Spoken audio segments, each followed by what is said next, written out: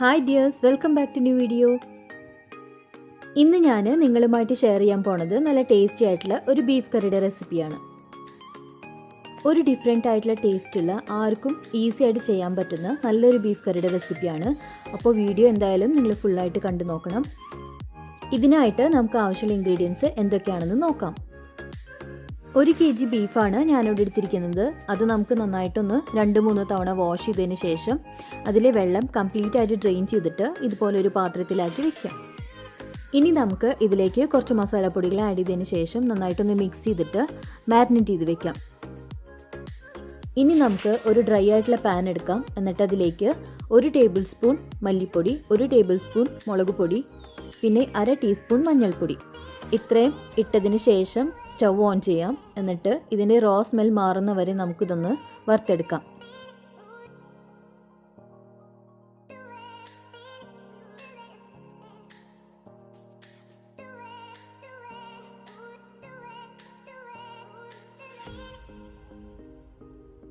ഇപ്പോൾ ഞാൻ പൊടികളെല്ലാം നന്നായിട്ട് വറുത്തെടുത്തിട്ടുണ്ട്. ഇനി നമുക്ക് ഈ പൊടികൾ അങ്ങനെ തന്നെ നമ്മൾ എടുത്തു വെച്ചിരിക്കുന്ന ബീഫിലേക്ക് ഇട്ടിട്ട് മിക്സ് ചെയ്ത് കൊടുക്കാം.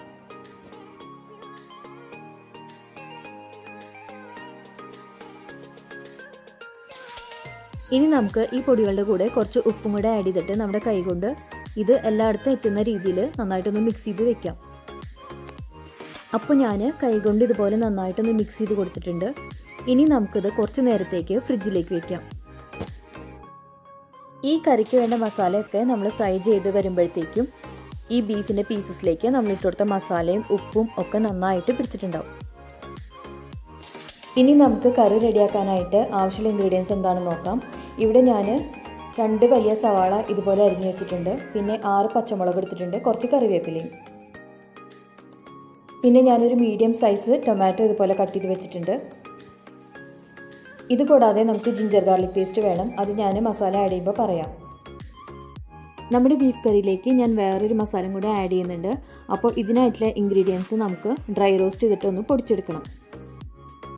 ഇതിനായിട്ട് നമുക്ക് 2-3 ഉണക്കമുളക് വേണം. പിന്നെ 1 ടേബിൾ സ്പൂൺ മല്ലി വേണം, 1 ടീസ്പൂൺ ജീരകം, 1 ടീസ്പൂൺ പെരിഞ്ജീരകം, 1/2 ടീസ്പൂൺ കുരുമുളക് വേണം. അപ്പോൾ ഈ പറഞ്ഞ ഇൻഗ്രീഡിയൻസ് എല്ലാം നമുക്ക് ഒരു ഫ്രൈ പാനിലേക്ക് ഇട്ട് കൊടുത്തിട്ട് നന്നായിട്ടൊന്ന് ഡ്രൈ റോസ്റ്റ് ചെയ്തെടുക്കാം. ഇതിൻ്റെ കളറൊക്കെ ഒന്ന് ചേഞ്ചായി ഒരു ബ്രൗൺ ഷെയ്ഡായിട്ട് വരുമ്പോൾ നമുക്കിതൊന്ന് ഓഫ് ചെയ്യാം. നല്ലൊരു സ്മെല്ല് വരും. അപ്പോൾ ആ ടൈമിൽ നമുക്കിത് ഓഫ് ചെയ്തിടാം. എന്നിട്ട് ഇത് ചൂടാറി കഴിയുമ്പോൾ ഒരു മിക്സിയുടെ ജാറിലിട്ടിട്ട് നന്നായിട്ടൊന്ന് പൊടിച്ചെടുക്കാം. നിങ്ങൾക്ക് വേണമെന്നുണ്ടെങ്കിൽ ഇതിൻ്റെ കൂടെ ഗരം മസാലയ്ക്കുള്ള പട്ട, ഗ്രാമ്പു, ഏലക്കൊക്കെ ഇതിൻ്റെ കൂടെ വറുത്തിട്ട് വേണമെങ്കിൽ ഒരുമിച്ച് പൊടിക്കാം. അപ്പോൾ ഞാൻ കുറച്ച് നാൾ മുമ്പാണ് ഞാൻ ഗരം മസാല ഇതുപോലെ വറുത്ത് വീട്ടിലാണ് ചെയ്യാറ്. അപ്പോൾ വറുത്ത് ഇതുപോലെ പൊടിച്ച് വെച്ചിട്ടുണ്ട്. അതുള്ളത് കൊണ്ടാണ് ഞാനതിവിടെ ചേർക്കാത്തത്. സാധാരണ നമ്മൾ കറി വെക്കുമ്പോൾ സവാളയും തക്കാളിയൊക്കെ വഴറ്റി കഴിഞ്ഞിട്ട് മല്ലിപ്പൊടിയും, മുളക് പൊടിയും, മഞ്ഞൾപ്പൊടിയും, ഗരം മസാലയും ആഡ് ചെയ്ത് കൊടുക്കാറുണ്ട്. അപ്പോൾ ആ പൊടികൾക്ക് പകരം നമ്മൾ ഇതുപോലെ മുഴുവനായിട്ടുള്ള മസാല എടുത്തിട്ട് ഡ്രൈ റോസ്റ്റ് ചെയ്തതിന് ശേഷം ഇത് പൊടിച്ചിട്ട് ഈ ഒരു പൗഡർ നമ്മൾ ആ ടൈമിൽ ആഡ് ചെയ്ത് കൊടുക്കുകയാണെന്നുണ്ടെങ്കിൽ നല്ലൊരു ഫ്ലേവർ കിട്ടും. ഇനി നമുക്ക് ഇത് ചൂടാറി കഴിയുമ്പോൾ ഒരു മിക്സിയുടെ ജാറിലിട്ടിട്ട് പൊടിച്ചിട്ട് മാറ്റി വയ്ക്കാം.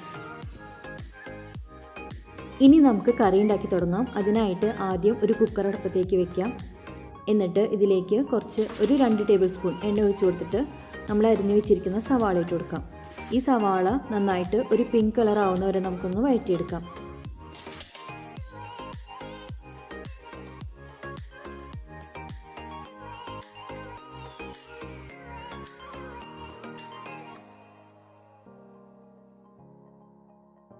ഇനി ഞാനിതിലേക്ക് പച്ചമുളകും കറിവേപ്പിലയും ആഡ് ചെയ്ത് കൊടുക്കുകയാണ്. ഇതും കൂടെ നമുക്ക് സവാളയുടെ കൂടെ വഴറ്റിയെടുക്കാം.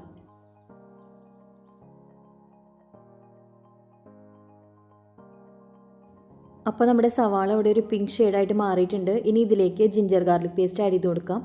2 സ്പൂൺ ജിഞ്ചർ ഗാർലിക് പേസ്റ്റ് ഞാൻ ഇതിലേക്ക് ആഡ് ചെയ്ത് കൊടുക്കുന്നുണ്ട്. ഇനി ഇതും കൂടെ നമുക്ക് വഴറ്റിയെടുക്കാം.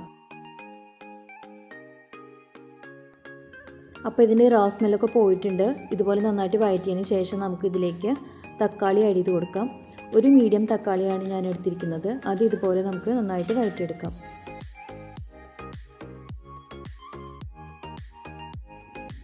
അപ്പോൾ നമ്മൾ ഇട്ട് കൊടുത്ത എല്ലാ ഇൻഗ്രീഡിയൻസും നന്നായിട്ട് വഴണ്ടി വന്നിട്ടുണ്ട്. ഇനി ഇതിലേക്ക് നമ്മൾ പൊടിച്ച് വെച്ച മസാല പൗഡറും കൂടെ ആഡ് ചെയ്ത് കൊടുക്കുകയാണ്. ഇത് നമ്മൾ ഡ്രൈ റോസ്റ്റ് ചെയ്താണ് പൊടിച്ചിരിക്കുന്നത്. അപ്പോൾ ഒരുപാട് ടൈം എടുക്കില്ല. ജസ്റ്റ് ഈ പൗഡർ ഒന്ന് ആഡ് ചെയ്ത് കൊടുത്തിട്ട് നന്നായിട്ടൊന്ന് മിക്സ് ചെയ്ത് കൊടുക്കാം. ഇനി ഇതിലേക്ക് ഒരു 1/2 ടീസ്പൂൺ മഞ്ഞൾപ്പൊടിയും 1 ടീസ്പൂൺ കാശ്മീരി ചില്ലി പൗഡറും കൂടെ ആഡ് ചെയ്ത് കൊടുക്കുന്നുണ്ട്. കാശ്മീരി ചില്ലി പൗഡർ ജസ്റ്റ് കളറിന് വേണ്ടിയിട്ട് ഞാൻ ആഡ് ചെയ്യുന്നതാണ്, ഒരുപാട് എരിവൊന്നും ഉണ്ടാവില്ല. അപ്പോൾ എരിവിനായിട്ട് നമ്മൾ നേരത്തെ ഒരു 5 പച്ചമുളക് എടുത്തിട്ടുണ്ടായിരുന്നു, 2 ഉണക്കമുളക് എടുത്തിട്ടുണ്ടായിരുന്നു, പിന്നെ കുറച്ച് പെപ്പറും കൂടെ ആഡ് ചെയ്തിട്ടുണ്ട്. അപ്പോൾ അതനുസരിച്ച് മാത്രം നിങ്ങൾ ഈ മുളക് പൊടി ആഡ് ചെയ്ത് കൊടുക്കാം കേട്ടോ.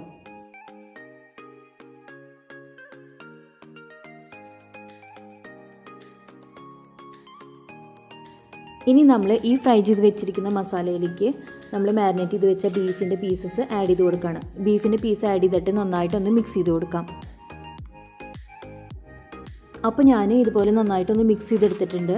ഇനി ഇതിലേക്ക് നമുക്ക് ഒരു 1/2 ഗ്ലാസ് വെള്ളം ഒഴിച്ച് കൊടുത്തിട്ട് പ്രഷർ കുക്ക് ചെയ്തെടുക്കണം.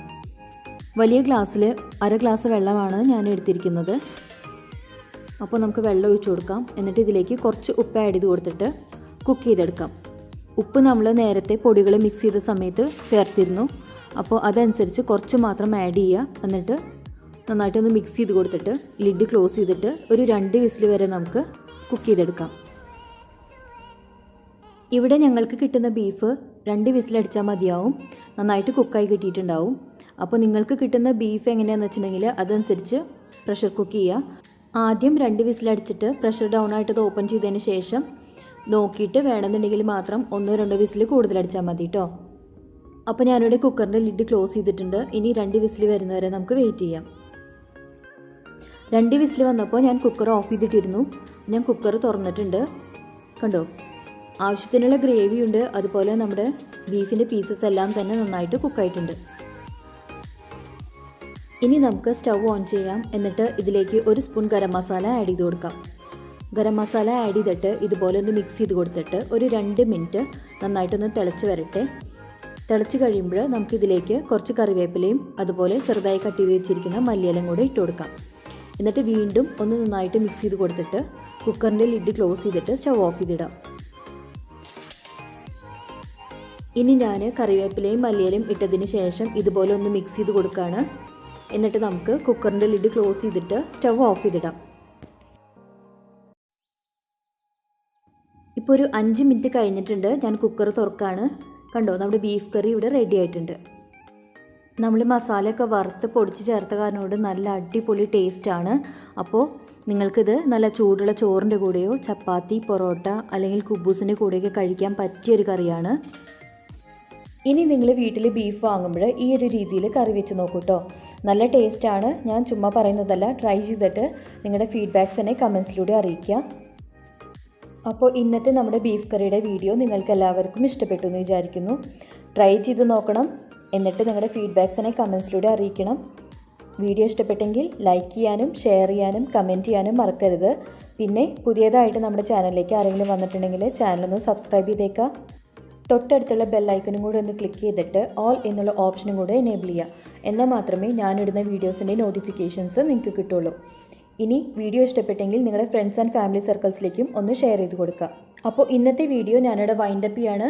പുതിയൊരു വീഡിയോ ആയിട്ട് നമുക്ക് വീണ്ടും കാണാം. അതുവരെ take care, bye, thanks for watching.